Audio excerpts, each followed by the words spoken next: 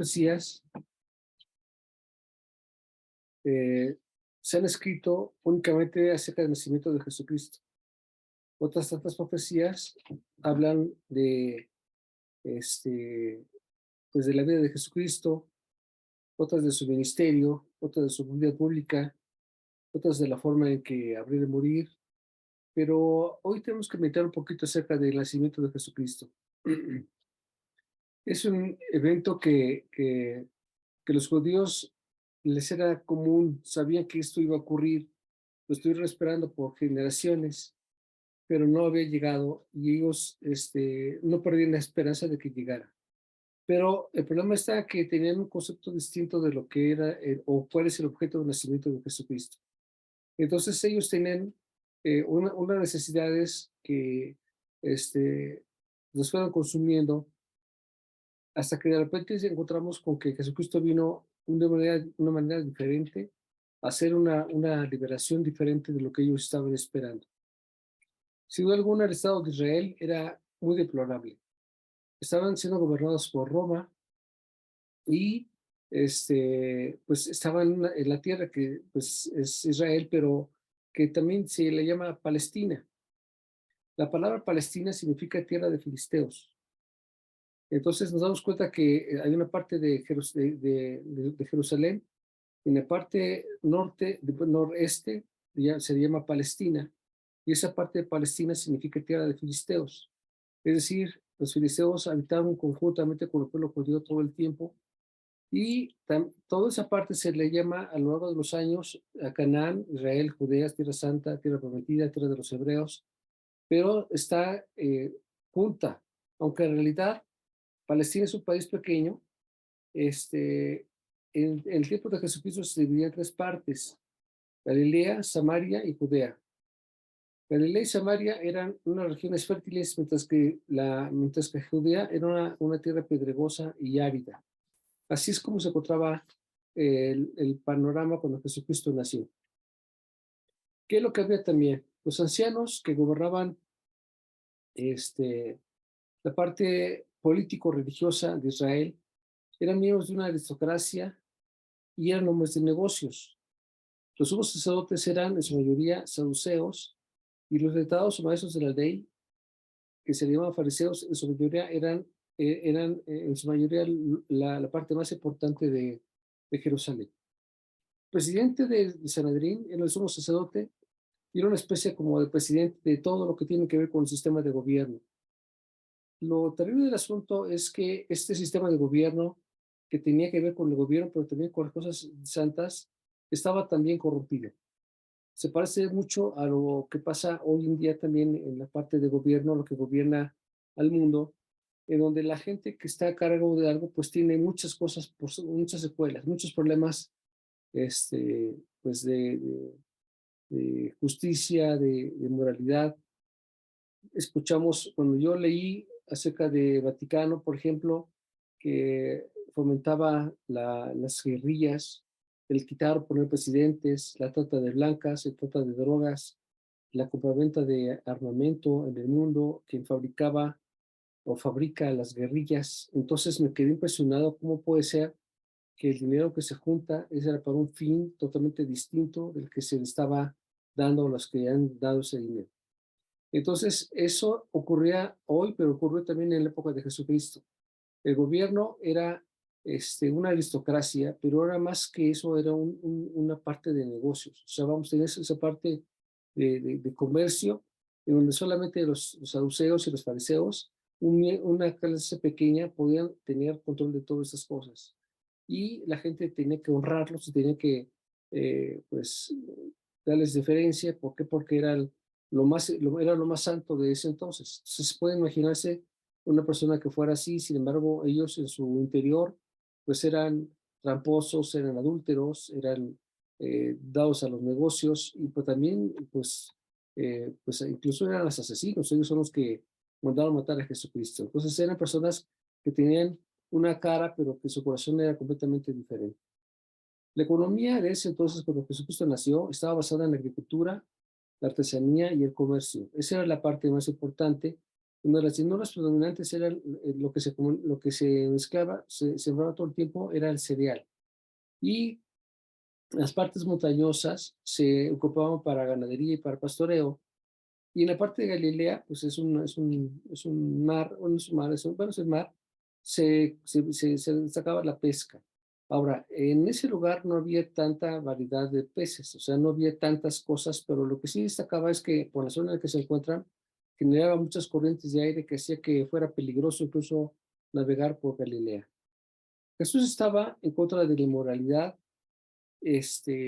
que predominaba en ese entonces, de los robos, de los homicidios, de los adulterios, de las codicias, de las perversidades, de los fraudes, de los desenfrenos. Pero en esos tiempos, los que imponían mayor carga sobre la gente, y los que imponían más carga sobre la gente eran precisamente los fariseos, los sacerdotes. O sea, ya tenían ellos una carga muy fuerte. ¿Por qué? Porque los romanos les quitaban la mayor parte de sus riquezas, casi el 70% de lo que ellos generaban se iba en impuestos para el rey, o sea, para el gobierno de César. Y con lo que quedaban tenían que todavía distribuirlo para pagar sus diezmos y las cosas que tenían que dar al templo. Pero el terrible del caso es la carga moral que les imponía el propio sistema religioso de ese entonces. Y Jesucristo cuando vino, pues vino a hacer unos cambios tremendos en todo este tipo de cosas, porque esas personas eran pues bandidos asalariados, eran personas que daban una imagen, pero que realmente había otra. Y cuando Jesucristo vino a quitar, lo primero que vino a quitar fue la religiosidad de la gente, porque la gente se había vuelto religiosa. Entonces, el panorama que Jesús tiene cuando vino fue completamente difícil. Vamos a ver, por favor, Lucas capítulo 2. Lucas capítulo 2, versículo 1, para que podamos hablar un poquito acerca de esto. Y mientras lo buscan, quiero platicarles que el próximo domingo es nuestra última reunión del año. Porque el día 24 es sábado y el domingo sería la reunión, pero por lo regular la gente se desvela y demás, entonces sería un poco problemático, así que el 25 no hay reunión, que es el domingo. Lo mismo va a ocurrir para el fin de año, el 31 es sábado y el día primero es domingo, entonces no vamos a tener reunión, sino hasta después del día primero, y el domingo va a ser nuestra última reunión. También me platicaba mi esposa, bueno, por el domingo, acerca de, bueno, nosotros pensamos acerca de la cena de Navidad que hemos hecho todos los años, pero esta vez estuvimos haciendo números y me di cuenta que hacer una cena en la iglesia nos costaría más o menos como 400 pesos por persona. Y yo lo que noto es que no todos están en capacidad para poder pagar. Y si algunos no van a estar, entonces se encarece todavía más, porque entre más personas pues sale más barato, pero cuando la gente no van a estar porque van a salir, entonces se encarece más el costo del boleto. Entonces decidimos que por este año no vamos a tener cena de Navidad, pero nuestra reunión el domingo sería nuestra última y ahí vamos a aterrizar pues las cosas que hemos aprendido en este tiempo y aprender algunas otras más que Dios nos pueda mostrar. Bueno, entonces dice Lucas capítulo 2. Aconteció en aquellos días que se promulgó un edicto de parte del Augusto César en que en todo el mundo fuesen empadronados. Este primer censo se hizo siendo Cirenio gobernador de Siria. Iban todos para ser empadronados, cada uno en su ciudad. Y subió José de Galilea a la ciudad de Nazaret de Judea, a la ciudad de David, que se llama Belén, por cuanto era de la casa y familia de David, para ser empadronado con María su mujer, desposada con él, la cual estaba encinta. Y aconteció que estando ellos allí se cumplieron los días de su alumbramiento y dio a luz un hijo primogénito y lo envolvió en pañales y lo acostó en un pesebre porque no había lugar para ellos en el mesón. En la parte de Lucas es un poquito más corta que los otros evangelios. Mateo es un poquito más extenso en sus enseñanzas y habla más acerca de lo que ocurrió antes del nacimiento de Jesucristo. Pero decidí tomar esa parte porque pues porque también tiene que ver otras perspectivas de lo que fue la vida de Jesucristo. ¿Por qué fue necesario hacer este censo? ¿Por qué se hacían esos censos? Bueno, el censo tenía como propósito que las personas, a través de los años, se hacía cada 10 años el censo. Y el censo tenía como propósito actualizar los nacimientos que se hubieran registrado en una familia y también los impuestos que tenían que pagar, porque tenían que registrar no solamente la familia, los miembros de la familia, sino también las tierras que tenían ellos en posesión. Entonces, sobre eso se tasaba para poder aplicarles el impuesto. Así que las personas tenían que ir y registrarse porque de no encontrarse los libros, podrían ser muertos y sus propiedades dadas directamente al César. Entonces, si alguna de las personas no quería empadronarse, no quería registrarse, cuando llegaran la guardia y descubrieran que esa tierra no estaba registrada, ni la familia tampoco, a toda la familia la matarían y sus propiedades serían posesión del gobierno.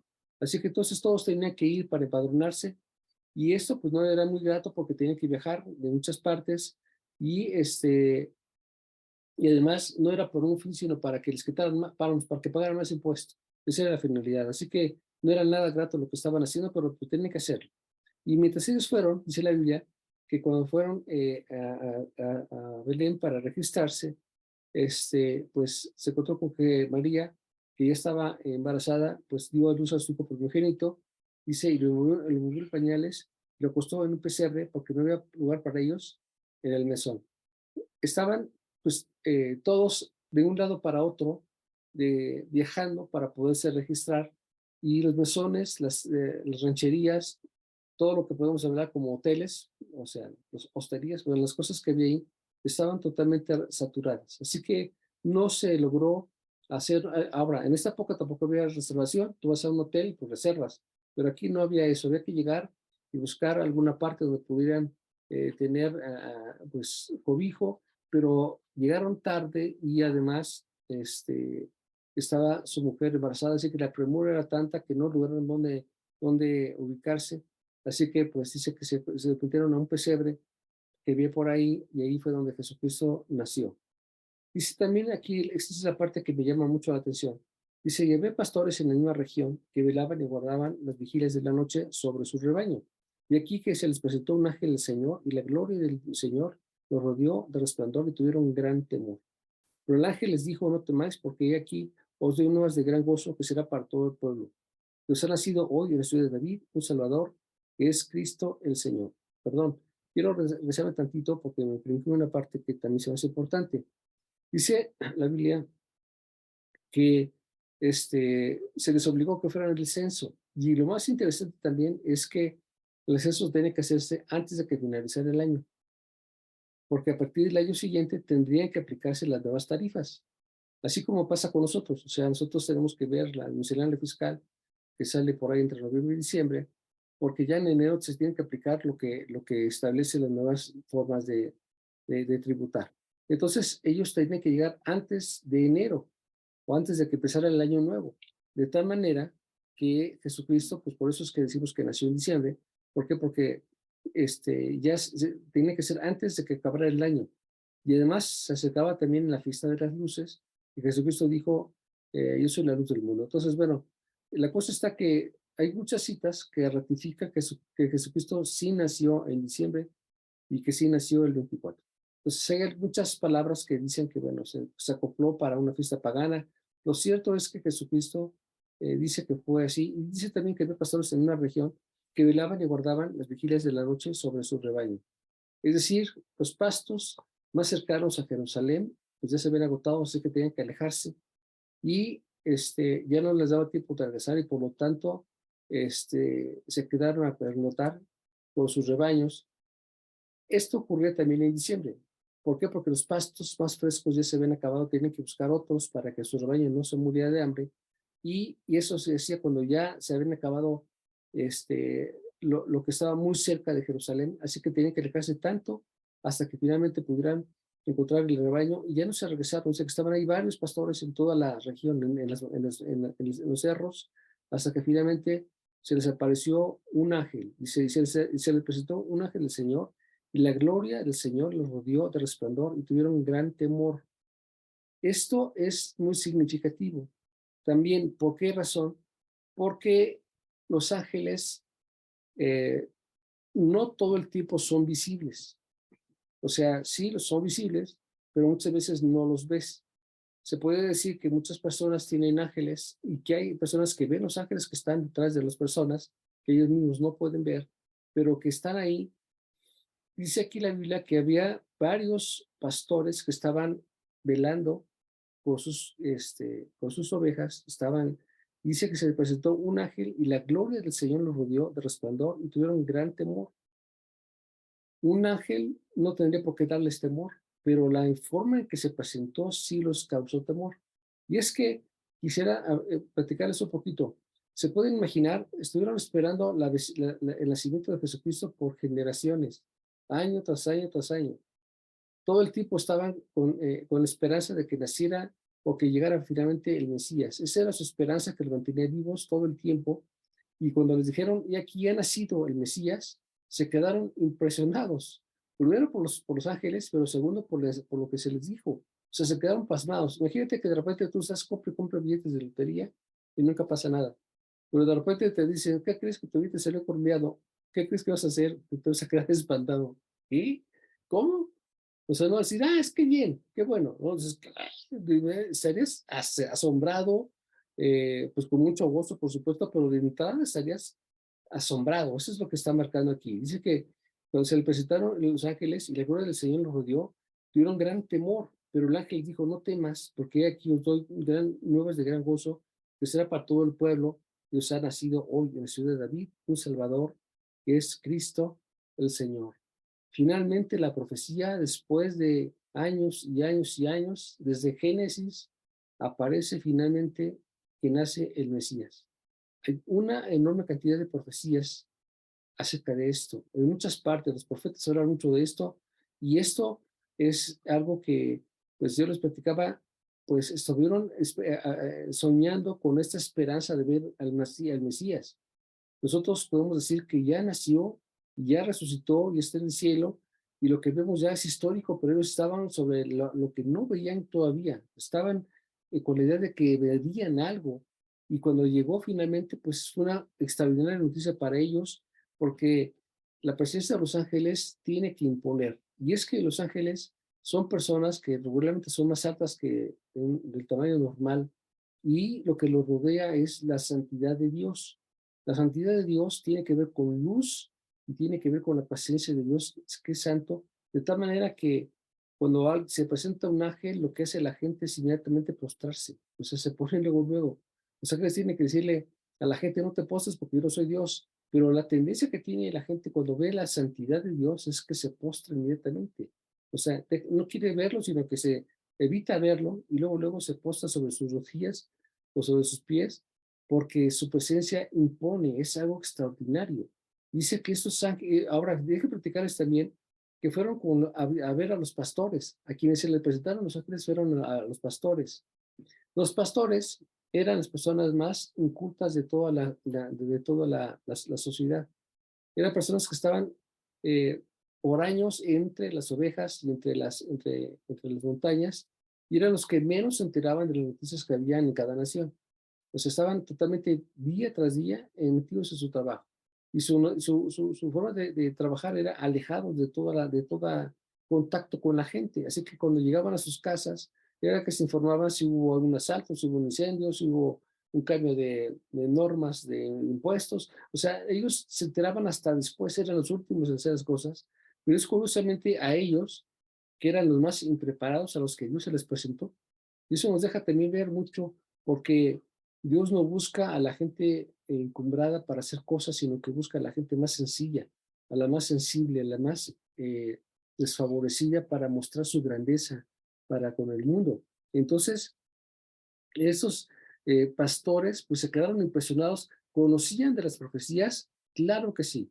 No hay un judío que no sepa de las profecías acerca del Mesías. Todos, desde antes hasta hoy, siguen esperando o siguen conociendo acerca de las profecías que hablan acerca del Mesías, el Salvador del mundo. Pero cuando llegó el cumplimiento de la promesa, ellos se quedaban impresionados, además de atemorizados. Y dice la Biblia, esto les servirá por señal, ayer es un niño envuelto en pañales, acostado en un pesebre. Eso también les llamó extrañamente la atención. ¿Por qué les llamó la atención? Porque no esperarías que un rey o un hijo de un rey nazca en un pesebre. Tú esperarías, si naciese, o cuando nacieron los hijos de los reyes de Inglaterra, pues no nacieron en un pesebre, se fueron al mejor hospital, con los mejores doctores, con los mejores cirujanos, con las mejores atenciones, pues porque el evento es algo extraordinario, no van a ser cualquier persona, van a ser el hijo de un rey. Entonces, pues entendía que cualquier persona que fuera importante nacería en un lugar privilegiado. Entonces los pastores se quedan impresionados de que cómo es que el Mesías, el Dios hecho hombre, nacería en un lugar tan falto de limpieza, tan falto de preparación, sin nada. Dice que con solamente unos pañales que llevaba su mamá, es como lo envolvieron, pero ahí estaban, en un simple lugar donde se alimentaban los animales, donde se protegían de la lluvia y de las inclemencias. Ahí fue a aparecer o a nacer Jesucristo. ¿Qué es esto? Es algo que los dejó impresionados, pero lo entendieron también porque entonces comprendieron los pastores que se estaban identificando con el pueblo. ¿Con el pueblo qué? Con el pueblo más desfavorecido, con el pueblo más necesitado, con la gente que tenía menos capacidad. Vamos, no buscó a los reyes o a los príncipes o a los fariseos, a los saduceos, a la gente rica y conocedora para nacer ahí entre ellos. Él nació entre la gente, para la gente. Eso es lo que vemos aquí.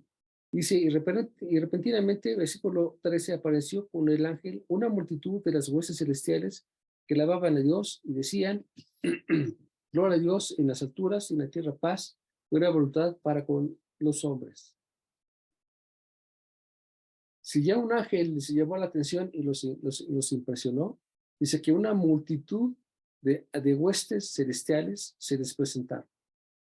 Estaban viendo hacia arriba y veían que estaba el cielo abierto y había enorme cantidad de gente que estaban alabando, dando gloria a Dios por el hecho que acababan de ocurrir.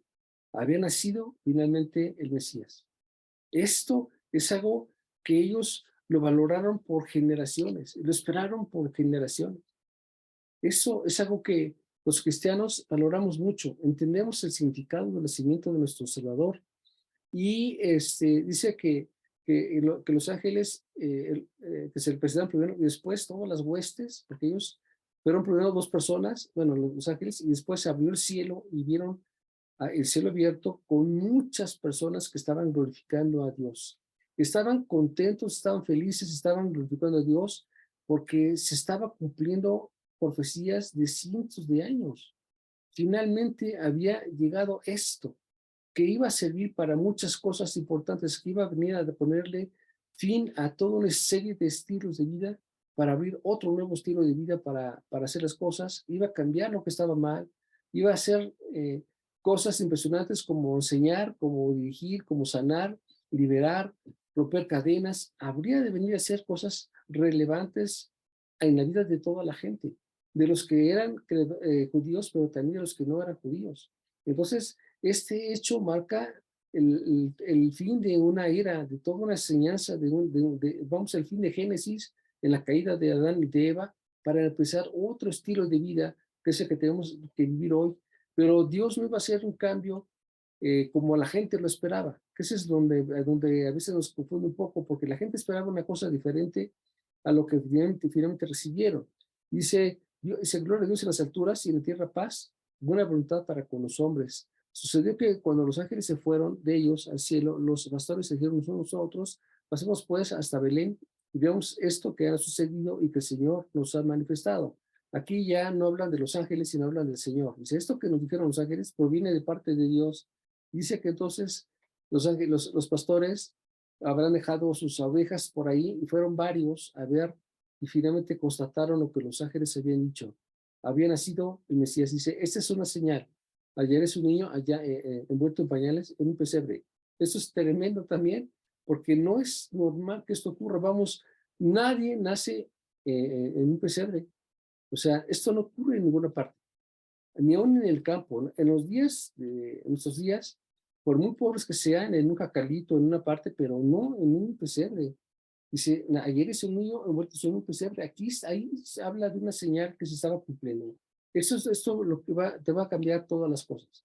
Esa es una señal para que comprueben que sí viene de parte de Dios y que ya nació el Mesías. Y entonces ellos fueron para allá. Y dice, y fueron pues apresuradamente para hallar a María y a José y el niño acostado en el pesebre. ¿Se dan cuenta de la magnitud de lo que es esto?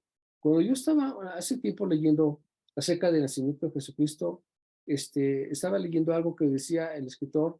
Dice, yo creo que eh, el que escribió el Evangelio, pues tiene que estar asombrado porque alguien tiene que pagar el precio de estos errores. ¿Cómo es posible que nació el Mesías en un pesebre? Eso es algo de alguien, alguien no hizo su trabajo, alguien no preparó con anticipación un lugar, no preparó con anticipación a los doctores o a las enfermeras, no se le ocurrió preparar, pues tener un lugar digno para el rey, pues con toda, rodeado de todos los políticos y sacerdotes más importantes, porque están haciendo el Mesías. Vamos, cuando nació Carlos, el hijo de Diana y, no, William, el hijo de Diana y de Carlos, pues es un hecho donde la gente estaba pegados al televisor y las noticias estaban al corriente y iban diciendo poco a poco cómo era el nacimiento y hasta que finalmente escucharon que ya nació y todo el mundo afuera, había miles de personas. Vamos, un hecho que por supuesto reviste una tremenda importancia. ¿Por qué? Porque están haciendo el que sería el rey, el próximo rey. Entonces, no era algo que pasara así nada más, sino que decía, alguien tuvo un error de que no preparó todo esto. ¿Cómo es posible? ¿Qué diría Dios acerca de esto? Bueno, pues Dios permitió que fueran las cosas así. Es increíble cómo Él permitió que su hijo naciera en condiciones tan sucias, tan deplorables, sin ninguna ventaja sobre todos los demás, siendo rey de reyes y señor de señores. Dice, mía es la tierra y su plenitud. Si yo tuviera hambre, no te lo pediría a ti, porque todo lo que ahí en la tierra me pertenece. Dice, Él es el dueño de todo, es el hombre más rico del mundo y de todo el universo. Y sin embargo, permitió que su hijo naciera en un lugar tan desasiado y tan pobre y tan rústico, en un lugar pues completamente alejado de todo el mundo. Ahí nació el Mesías. ¿Por qué es estas cosas? Porque Dios no estaba poniendo a su hijo en un lugar privilegiado. Estuvo, yo diría, en la escala menos cero, o sea, menos uno, o menos 10, o menos 20, estaba fuera de los rangos de privilegio. No tuvo ni un solo privilegio y tuvo que padecer pues todo, el frío y todo lo demás, pero Dios así lo permitió. Él no te va a traer al mundo para que estés sin problema, te permite que pases cosas, que tengas dificultades, que tengas necesidades, para que puedas valorar la bendición de Dios y comprender el significado más importante que es la presencia del Señor. Dice, entonces vinieron pues apresuradamente y llegaron a María y a José, el niño acostado en el pesebre, y al verlo dieron a conocer lo que se les había dicho acerca del niño. Y todos los que oyeron se maravillaron de lo que los pastores decían, pero María guardaba todas estas cosas, meditándolas en su corazón. Si alguien estaba contento, pues sería María. Y dice la Biblia que María, en vez de estarlo publicando, pues si alguien son comunicativas, ¿quiénes creen que son? Las mujeres, ¿verdad? Son muy dadas luego agarran el teléfono y le hablan a todo el mundo y dicen, oye, ¿te puedo decir un secreto? Sí, cómo no, y apenas te vas y ya sacaron el celular y están reportándose con todo el mundo para declarar el secreto que se supone que no tiene que decir. Entonces, ella escuchaba cosas, bueno, no estoy ofendiendo a nadie, pero es un chiste. Y dice que ella guardaba todas estas cosas, meditándolas en su corazón, porque ella misma estaba asombrada de lo que se decía de Jesucristo. Pues pasaron muchas cosas, hubo muchas profecías, hubo personas que lo reconocieron, los que estaban en en el templo. Hay muchas cosas que ya vieron, pero en vez de estarse ufanando por esto o ponernos el cuello, pues es que yo soy la mamá del Mesías, yo soy nunca pidieron nada para ningún reconocimiento para ellos. El protagonista más importante no era ni José ni María, era Jesús. Y el hecho de que María se mantuviera callada habla de que era sencilla, no estaba buscando ningún reconocimiento. Nadie le preguntó, ¿y cómo estás tú, María? ¿Qué necesitas? ¿Cómo estuvieron el alumbramiento? Vamos, no hablaron de eso. Vamos, José y María pasan a un segundo término porque lo más importante es Jesús. Eso es lo más importante. Entonces, nosotros en nuestras conferencias siempre tenemos que enfatizar mucho en Jesús, porque esa es la persona más importante. Todo lo que nosotros enseñamos es para ilustrar la conferencia o el tema, pero el protagonista es Dios, no nosotros ni ninguna otra cosa, es Dios. Ni siquiera es el lugar, sino es Dios, lo más importante. Entonces, este, vemos que María se mantuvo tranquila y callada, pero estaba maravillada por las cosas que estaban sucediendo, pero supo ser la persona sensible para mantenerse tranquila y quieta y guardar las cosas en su corazón. Dice, y volvieron los pastores glorificando y grabando a Dios por todas las cosas que habían oído y visto, como se les había dicho. Los pastores aún regresaron pues, a sus ciudades, a sus lugares, de diferentes partes, a donde iban a Galilea, a Samaria, a Jerusalén, a donde tenían que ir, y a donde fueron, son los que ellos que curiosamente siempre llegaban para escuchar las noticias, son los que llevaban las noticias. Ellos son los que todo el tiempo escuchaban las noticias al final de todo lo que había ocurrido durante el día. Ellos son los que llevaron con una noticia extraordinaria. Dice mi esposa, una noticia bomba, que es Jesucristo había nacido. Finalmente el Mesías había nacido. ¿Y cuál es el objeto de que naciera? O sea, escuchamos que Jesucristo nació pues por la presencia del Espíritu Santo más la presencia de María. Es un hecho santo, espiritual, hecho carne a través de María, pero no intervino en nada, sino solamente la presencia de Dios. Y esto también cambia todas las cosas, porque Jesucristo es 100% Dios, pero 100% hombre. Es 100% espiritual, es 100% humano.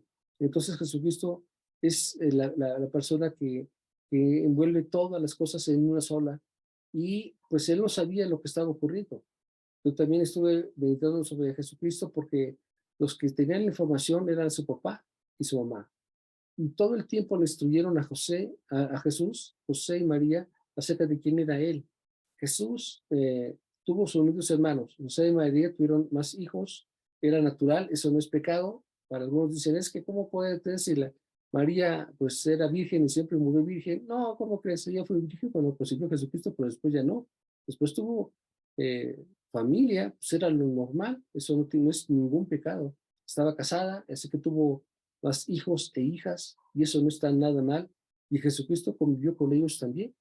Aunque sus hermanos no creían en él, no significa por eso que Jesucristo se amargó, o se dio a la tragedia, o se volvió alcohólico, se volvió jugador de apuestas. Él simplemente siguió con su trabajo porque sus padres lo instruyeron, y eso es lo que nosotros como padres tenemos que cuidar a nuestros hijos. Tenemos que subirlos en medio de las dificultades que van a padecer. Hoy en día la sociedad cada vez es más dominada por el mundo, por el paganismo, por el diablo. Se está perdiendo la parte espiritual. Me quedo impresionado, se lo tengo que decir, que todo lo que vemos alrededor nuestro en este instante no tiene que ver con Dios. Este, nada, nada. Las películas que tienen que ver hablan de la Navidad, sale Santa Claus, y los regalos tienen que ver con Santa Claus, pero no aparece Jesús ni siquiera lo mencionan. En ninguna parte, no hay nada. ¿Por qué es esto si la parte más importante no es Santa Claus? No es el arbolito de Navidad, no son los renos, no es los regalos, no tienen nada que ver, ni siquiera la cena de Navidad. Lo más importante es el nacimiento de nuestro Mesías. Ricardo, en Estados Unidos no es feliz Navidad, es felices fiestas. Sí, ese es otro problema. En Estados Unidos se tuvo que cambiar la legislación porque también en la misma fecha los judíos celebran una festividad y también los coreanos también festejan otra Navidad. Y entonces, para no pisarle los pies a nadie, se le cambió y entonces ahí dice Happy Holidays, es lo que dicen en todas partes. Ya desde hace años que hemos visto esto, aparece en todas partes, en lugar de Feliz Navidad, dice Happy Holidays, felices fiestas, así nada más. Pero pues eso tampoco habla de nada. El señor Trump dijo que iba a cambiar esto, pero ya no le dio tiempo para cambiarlo, pero él decía que tenía que regresar a la parte más importante que es Feliz Navidad. Ese es el objeto principal. Bueno, yo no quiero hablar de él porque no me cae muy bien el señor, pero sí tiene cosas también que son de relevancia. Entonces, es que me preocupa mucho que en serio la gente no se da abrazos y feliz Navidad y felices 12 y 4, pero finalmente no entienden nada, ni el abrazo, ni las palabras que dicen, ni las cosas que hacen, no entienden el objeto principal de todo lo que estamos viviendo en esos días. El evento más importante de esos días es el recordatorio del nacimiento de Jesucristo. ¿Y quién es el Mesías? ¿Quién es Jesucristo? El Mesías, el Salvador de nuestras vidas. Amén. Aquel que habría de nacer, vivir en santidad para prepararse para dar su vida en rescate tuyo y mío. Ese Cordero de Dios que quita el pecado del mundo había nacido y había que formarse, había que tener una familia, había que tener una identidad con la nación que estaba rescatando, comprenderlos y vivirlos en carne propia para darnos una salvación a todos nosotros.